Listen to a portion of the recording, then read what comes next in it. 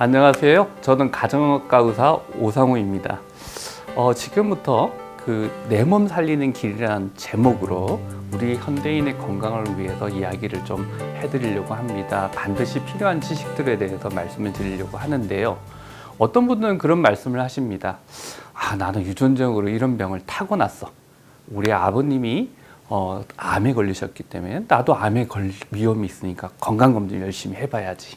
또 어떤 분은 우리 형제 당뇨병 생겼어. 그러니까 나도 당뇨병의 위험이 있으니까 이런 거 조심해서 먹어야지. 이런 이야기들을 많이 하시거든요. 그게 바로 무엇이냐? 바로 유전자의 힘이라고 할 수 있죠. 그래서 유전자의 힘에 대해서 먼저 이야기를 하면서 이 이야기를 진행을 해보려고 합니다. 자, 잘생긴 사람 한 사람이 나왔습니다. 굉장히 잘생겼죠. 제 한 10년 전의 사진인데요. 그 옆에 저 못지않게 잘생긴 분이 한 분 더 계십니다. 이 두 분이 얼마나 잘생겼는지는 여러분이 판단하시기 나름이시겠지만 제 눈에는 둘 다 잘생겼어요. 그렇지만 이 두 사람의 큰 차이가 있죠. 그 큰 차이가 바로 뭘까요? 바로 유전자의 차이입니다. 저가 가지고 있는 유전자와 이 침팬지가 가지고 있는 유전자에 큰 차이가 있겠죠. 과연 그 차이가 어떤 건지 한번 살펴보도록 하겠습니다.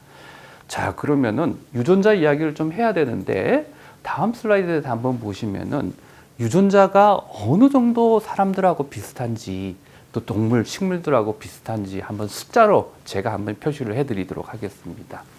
자, 사람이 이렇게 있는데요. 사람 옆에 식물이 있습니다. 식물하고 사람하고는 유전자가 얼마나 같을까요? 18%가 같습니다. 자, 그러면 곰팡이류는 몇 퍼센트인가 한번 보겠습니다. 26%죠. 자, 그 다음에 초파리는 44%입니다. 자, 그 다음에는 쥐가 나옵니다. 이 쥐는 여기서 한번 잠시 끊고 여러분 한번 생각해 보십시오. 이 정도 수치라고 그러면은 여러분은 집에서 왔다 갔다 하는 쥐하고 여러분의 유전자가 과연 몇 퍼센트나 같다고 생각을 할 수 있을까요? 한번 계산을 해보시고 머릿속에 한번 상상을 해보세요. 자, 수치가 상상이 되셨나요? 자, 그러면 정답을 공개하도록 하겠습니다. 얼마일까요? 92%가 같습니다. 상당히 높은 거죠. 아마 여기서 시청하고 계신 분들이 굉장히 놀라신 분도 계실 것 같아요.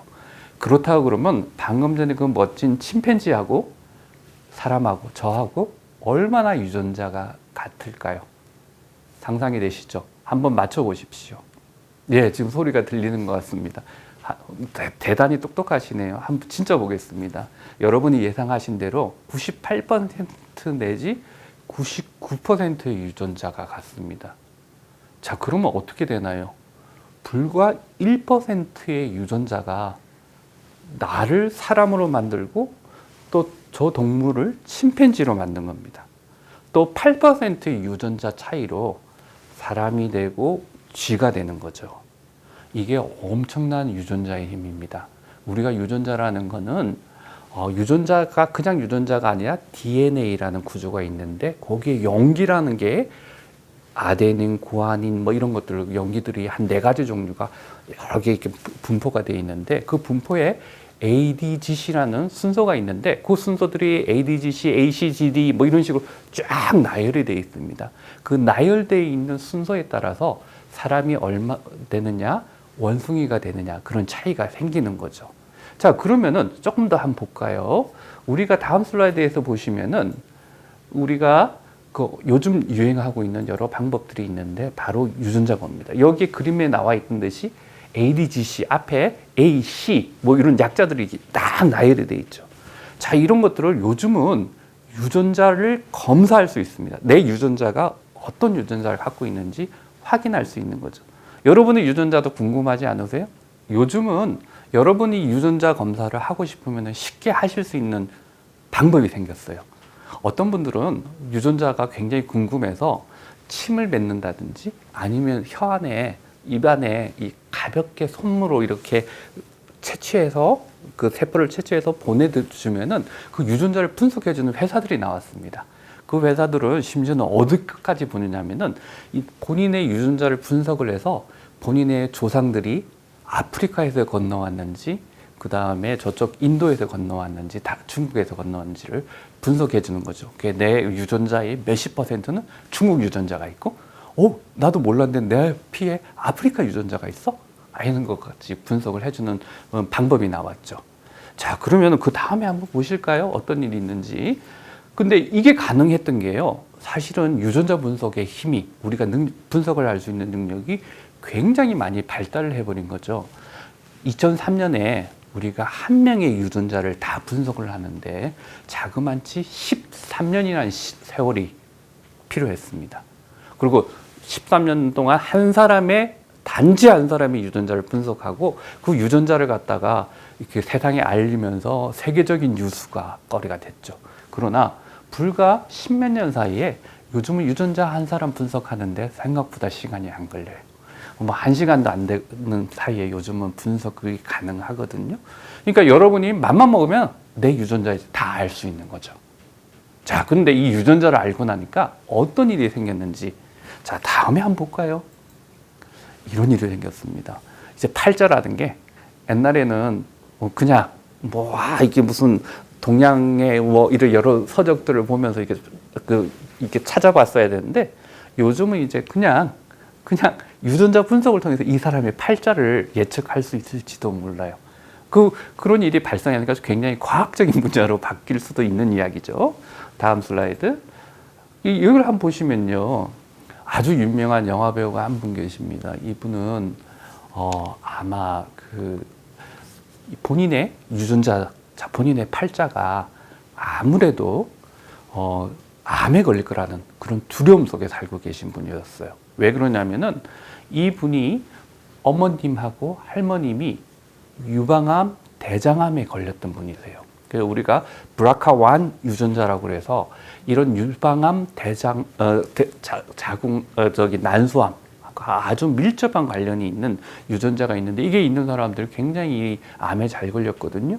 이분은 어릴 때 어머니나 외할머니나 너무나 고생하면서 고통스럽게 죽어가는 모습을 봤기 때문에 이분은 아예 그 공포 속에서 나는 이 병에 아예 안 걸리겠다고 작정을 하시고 아예 유방을 떼냈고 난소를 드러내버렸죠. 자, 그런데 사실 이게 여러분 생각은 어떠세요? 내 팔자가 이러니까 나는 어쩔 수 없이 또 이런 무서움을 떨치기 위해서 이런 걸 잘라내고 드러내고 하는 수술, 예방적 수술이 되는 거죠. 과연 이게 옳을까요? 근데 저희들 의사들 입장에서 보면은 이해는 됩니다. 왜냐하면 그런 암이 굉장히 무섭기 때문이죠. 그러나 그걸 떼고 나면은 본래 여성으로서의 가지고 있는 여러 가지 장점들이 없어지죠. 예를 들어 난소를 떼내면 갑자기 여성 호르몬이 없어지면 골다공증이 빨리 올 수가 있어요. 그 다음에 어떤 경우는 난소를 떼내고 나면은 오히려 여성들에는 남성 호르몬도 나오고 여성 호르몬도 나오는데 여성 호르몬이 아주 많이 나오기 때문에 남성 호르몬이 별 역할을 안 하고 있었거든요. 근데 여성 호르몬을 생산하는 난소를 떼냈기 때문에 남성 호르몬의 역할이 좀 많아지는 거죠. 그럼 우리 폐경되고 나면 갑자기 배가 나오고 남자처럼 이렇게 변한 이유가 바로 그런 데 있는 거죠. 그래서 사실은 우리가 필요한 장기를 어떻게 우리가 유전적인 요인, 팔자, 이른바 과학적인 팔자하고 잘 융합을 이루어낼 것이냐. 내가 또 그런 암 유전자나 심혈관 질환, 당뇨병의 유전자가 있을 때 어떻게 할 것이냐. 이런 고민들을 한번 해봐야 되거든요. 자, 그럼 다음 이야기로 한번 넘어가도록 하죠. 다음 슬라이드에서 보이는 거는 여러분 한번 이런 이야기 한번 드려보겠습니다. 여러분, 아담과 이브 아시죠? 아담과 이브는 우리 인류의 시작입니다. 우리 인류의 맨 조상이라고 하는데요. 아담과 이브가 과연 어디서 시작됐을까? 아담과 이브가 사실 그림을 보면요. 어떻게 나오냐면은 아담과 이브가 이 그림에서 같이 백인으로 나옵니다. 그러나 고고학적으로 보면은 아담과 이브가 어디서 시작됐냐고 하면은 지금까지 밝혀진 고고학의 근거로 볼 때 아담과 이브의 시작은 바로 이 위치, 아프리카입니다. 아프리카 중동부에 아담과 이브가 시작됐기 때문에 아담과 이브는 어떻게 보면은 이게 하얀 사람이 아니라 검은 피부를 가진 사람이었어야 될지도 모르겠습니다. 근데 이 인류의 조상, 우리 조상들이 이동을 시작했습니다. 아프리카에서 이동을 했는데 일부는 이렇게 중앙아시아에 와서 중앙아시아에서 일부는 북유럽으로 가고 일부는 중국으로 가고 일부는 인도로 가고 일부는 동남아시아로 왔어요. 자, 그러면 이 우리 조상들은 한 조상 아프리카에서 와서 중앙아시아를 통해서 각각 이렇게 분포가 됐는데 지금 우리끼리 한번 비교를 해봅시다. 유전자가 많이 달라지진 않았겠죠. 같은 조상의 후손들이기 때문에. 그런데 북유럽으로 가신 분들은 우리 조상들은 보면 얼굴이 하얘요. 왜 얼굴이 하얗게 됐을까요? 여러 이유가 있을 겁니다. 왜냐하면 북유럽 같은 데는 햇빛을 많이 못 쬐는 시기가 있어요. 그럴 때 인간은 햇빛을 많이 못 쬐면요, 비타민 D 같은 게 활성화가 안 돼. 건강을 유지할 수가 없어요. 근데 그 척박한 환경에 비타민 D가 활성화 안 되면 뼈도 잘 부러지고 다치기도 쉽고 골골하면서 그냥 병으로 시들시들하면서 죽어갔죠. 그 반면에 거기서 유전자가 조금씩 그 환경에 적응하면서 약간 하얀 피부를 가진 사람들은 자외선 투과가 잘 돼서 조금만 먹었던 비타민 D도 활성화가 잘 돼서 그 척박한 환경에서 살아남을 수 있었을 겁니다. 그러나 우리의 그 인도나 이쪽으로 내려가시는 분들은 거기는 어때요? 자외선이 아주 강하죠. 그 자외선이 아주 강하면은 피부암이 잘 걸려요. 멜라노마라는 아주 무서운 암에 사망률이 높은 암이죠. 그 자외선이 그렇게 바람 효과가 있으니까. 그래서 오히려 그런 분들은 하루 종일 우리 현대 인류는 이 집안에서 지내지만은 그분들은 항상 밖에서 지냈어야 되기 때문에 그런 위험이 없기 때문에 아예 피부가 좀 까매져서 그런 걸 막아줄 수밖에 없고 그 중간쯤에 있는 우리 황인종들은 얼굴 색깔이 이런 색깔을 가질 수밖에 없었죠. 다시 말해서 이게 무엇을 이야기하는 걸까요? 유전자도 굉장히 강한 힘을 갖고 있지만은 우리가 우리 주변의 환경에 맞춰서 생활하는 능력도 굉장히 강한 힘을 갖고 있다는 이야기를 드리고 싶은 겁니다. 그렇다 그러면은 유전자는 팔자잖아요. 어쩔 수 없는 부분이 있지만은 우리가 환경에 대처해서 나를 어떻게 주변 환경에 맞춰서 생활해 나가느냐, 그런 힘도 굉장히 중요한 내용이 될 수 있다는 거죠. 자, 그러면 다음에 한번 또 다른 이야기를 한번 해볼까요? 자, 인류가요, 옛날에는 뭘 먹고 싶은 욕구가 강했죠. 먹어야만 살아남을 수 있을 거 아닙니까? 근데 주변에 음식이 많나요? 요즘처럼 슈퍼에 가서 뭘 살 수 있는 환경이 되면 좋은데 그렇지 않아요. 그렇다면 인류가 살아남으려고 하면 어떻게 해야 되냐면은 막 어디 가서 사냥을 하든지 뭐 하든지 일단 먹어야 돼요. 먹고 몸 안에 저장을 해놔야 돼요. 저장을 못하면요, 갑자기 겨울이 오거나 그 빙하기가 온다든지 그러면은 인류는 살아남을 수가 없죠. 저장된 에너지가 없고 먹을 게 없는데 어떻게 살아남겠어요? 옛날에는 그래서 항상 뭔가를 먹어야 되고 먹는 환경에서 우리 몸에 에너지를 에너지는 뭐로 저장을 하면 제일 효과가 있냐면은 탄수화물, 단백질, 지방 이야기를 많이 하시잖아요. 근데 지방으로 저장해야 돼. 왜냐하면 탄수화물, 단백질은 에너지가 얼마 안 되기도 효율적이지만 지방으로 저장해야 되는데 그렇게 이제 지방으로 저장하는 능력들이 굉장히 많이 발전했죠. 게다가 인류 최대의 스트레스는 뭐였겠어요? 지금 이야기대로 하면 굶어 죽지 않는 거예요. 안 굶어 죽으려고 그러면은 인류는 어떻게 해야 되나? 스트레스 호르몬이 나올 때 지방 분해를 최대한 억제해야 돼요. 그런 억제하는 그게 스트레스 호르몬 자체가 살 빼는 걸 방해하는, 현대인은 살 빼는 걸 방해하는 거죠. 옛날 여러 가지 그 그림들을 보면은 이렇게 막 사냥하는 그림들이 나와요. 근데 사냥에 성공한 확률이 과연 높은가? 그렇지 않았대요, 인류는. 옛날에 어떤 동물 벽화로 맘모스를 사냥하고 뭐 이런 모습들이 있는데 사냥하다 많이 죽잖아요. 그래서 인류 조상들은, 현명한 조상들은 동물들끼리 싸우다 죽은 시체를 갖다가 그 하이에나처럼 우리 인류가 먹으면서 생존해 왔다는 기록도, 그 증거도 보이기도 하거든요, 기록보다는. 그래서 그런 것들을 볼 때 우리 인류는 살아남기 위해서 여러 가지 방법들을 개발해 놨고 유전적 문제도 있지만 그 환경에 맞게끔 우리가 진화되어 왔다, 이렇게 보시면 될 것 같아요. 그렇다고 그러면은 조금 더 나가서 이야기를 한번 더 진행을 해보면요, 이 슬라이드를 보면요, 여기 보면은 마치 이 고래 사냥 이렇게 나와 있잖아요. 고래를 하나 잡으면은 이 고래 갖고 정말 오랜 기간 먹을 수 있거든요. 한 마을이 살아남을 수도 있었고. 그 다음에 다른 슬라이드를 좀 보면요. 이런 상황에서 갑자기 이렇게 빙하기가 온다 그러면은 우리 인류는 저렇게 이제 나가서는 할 수 없으니까 우리 몸의 에너지를 무조건 저장해라. 그게 바로 우리가 이 어려운 환경에 살아남은 인류가 가질 수밖에 없는 유전자가 생긴 거죠. 또 그 유전자가 우리가 이런 환경에 놓였을 때 금방금방 반응해서 살이 찌게 한다든지 우리가 현대인의 질병을 생길 수밖에 없는 그런 몸이 되게끔 만든 스리프트 진 이론이라는 게 생기게 된 겁니다. 그래서 그런 이야기를 뒤에 또 그런 걸 해결해 나갈 수 있는 방법에 대해서 조금씩 이야기를 해드리도록 하겠습니다. 자, 다음 이야기로 한번 진행을 한번 해볼까요?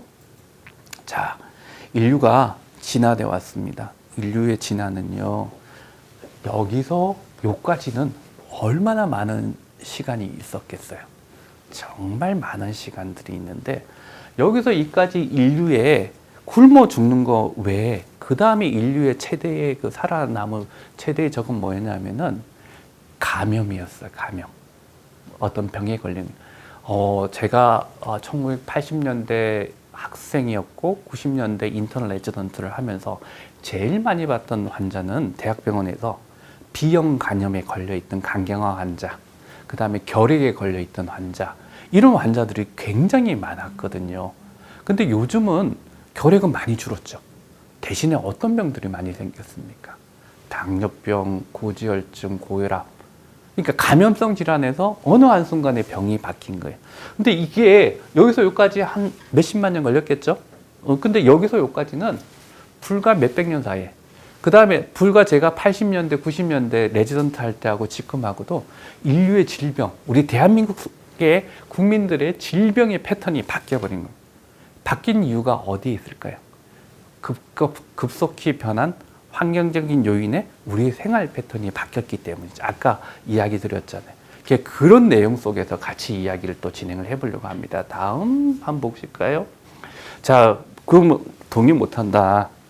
뭐가 얼마나 바뀌었기에 그러냐. 요즘 뭐 탄수화물 많이 먹으면은 큰일 난다고 이야기들 많이 하시잖아요. 그럼 무조건 탄수화물 먹으면 안 된다. 자, 과연 그럴까요? 여기 계신 조선시대 양반 어르신이 계세요. 여기 밥그릇 한번 보십시오. 엄청난 밥그릇. 근데 이분이요, 살이 별로 안 쪘어요. 좀 쪄야 되는데, 근데 여기 계신 또 양반 어르신들 보면은 이 밥그릇, 여성분이 키도 작으시고 이러신 어르신인데 밥그릇이 이렇게 커요. 여기는 아마 이제 평민들인 것 같아요. 여기 밥그릇 한번 보십시오. 그 다음에 이분들은 익숙지 않은 음식을 먹는데 이분들 대접한다고 어느 고관댁에서 이렇게 부잣집에서 해놓으신 것 같은데 밥그릇 한번 보시면은 놀랍죠. 우리 환경이 어떻게 변한가 먹는 거 하나만 제가 보여드리는데 다음 슬라이드 한번 더 보실까요? 어떤 변화가 있는지. 자, 이게 1950년대 우리 6.25 때 사진이라고 합니다. 폐허가 돼 있죠. 자, 다음 슬라이드. 여기는 제가 태어났던 부산 영도라는 곳의 과거 사진입니다. 이게 저보다 훨씬 이전 때의 사진이죠. 굉장히 폐허였죠. 여기서 발전하다 보니까 저는 이 영도에 살면서 초등학교 갈 때는 다 걸어 다녔거든요. 먼 거리를. 근데 요즘은 가보면요, 다들 버스 타고 다녀요.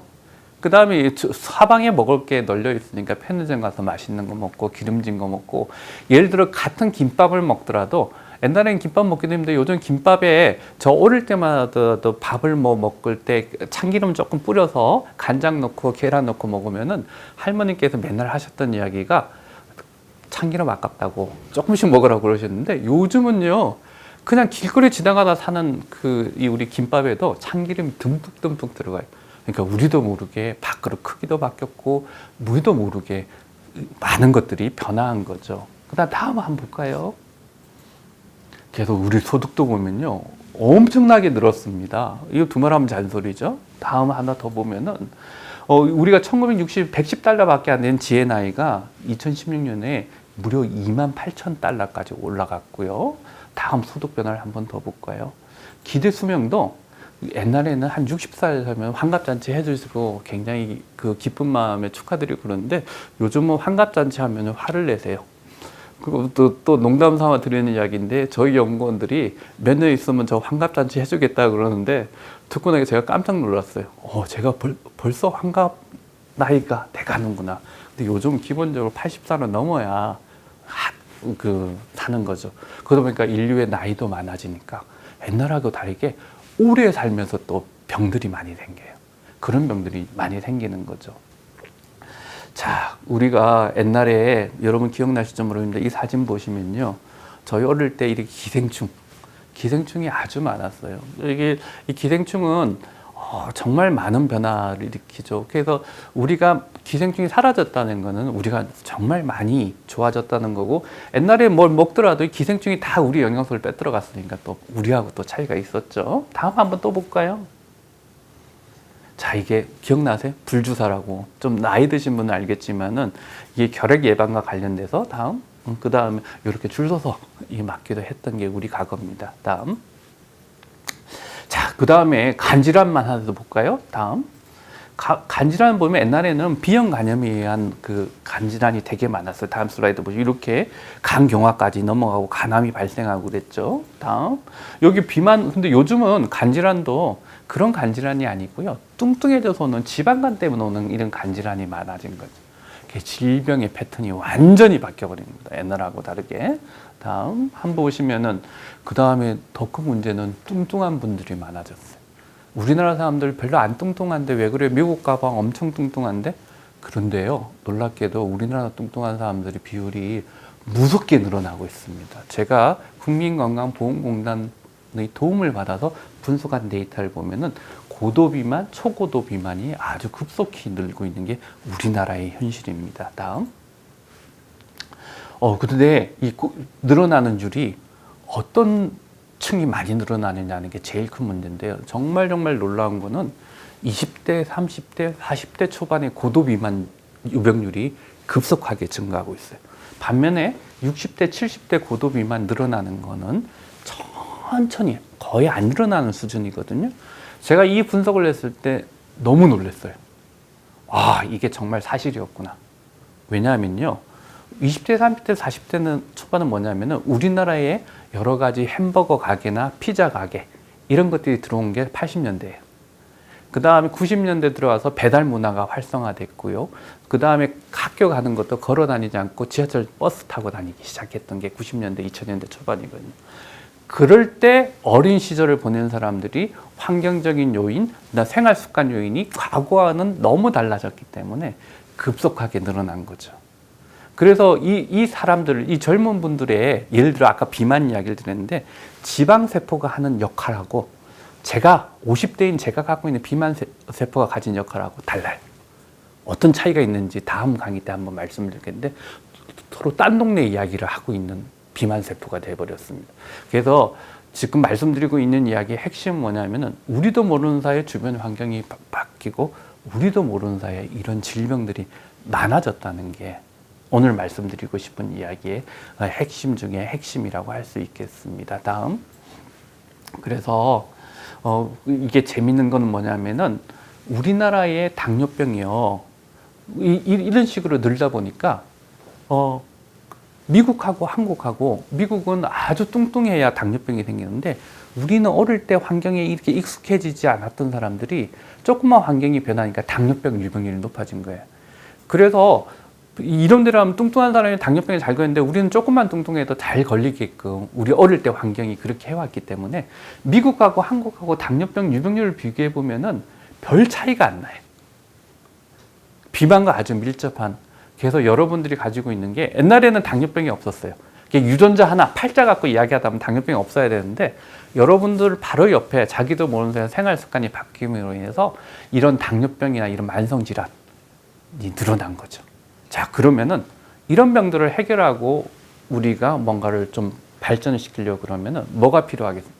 팔자라고 생각해서 모든 걸 포기하는 것보다는 우리가 생활 습관 속에서 뭘 바꾸고 뭘 바꿔야 이런 병이 없어지고 부모님한테 받은 유전자가 이런 병을 잘 생긴다고 할 수는 있지만 이걸 어떻게 해결해야 될까? 그런 이야기를 다음 강의 때 한번 나눠보도록 하겠습니다. 예, 경청해 주셔서 감사합니다.